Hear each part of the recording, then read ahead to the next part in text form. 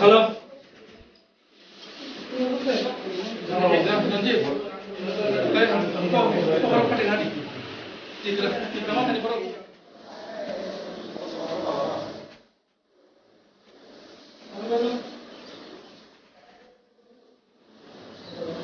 ঘটনা হচ্ছে প্রথমে একটা গাড়ি যাচ্ছিল, গাড়িটাকে তীব্রমতার সামনে দিয়ে যখন যাচ্ছিল মোটরসাইকেলে বাজি ফুটিয়েছিল নাকি, সেটা নিয়ে উত্তেজনা সৃষ্টি হয়েছিল।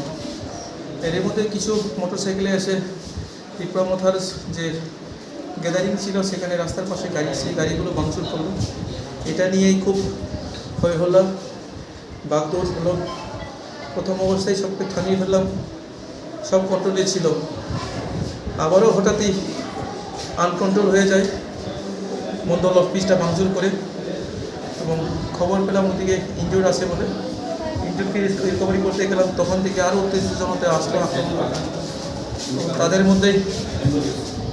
তাদের মধ্যেই মাথার মধ্যে বাড়ি ছিল, আমার পেটে গেল। আমার ড্রাইভারের হাত ভেঙেছে, আমাদের পিজিরও হাত ভেঙেছে।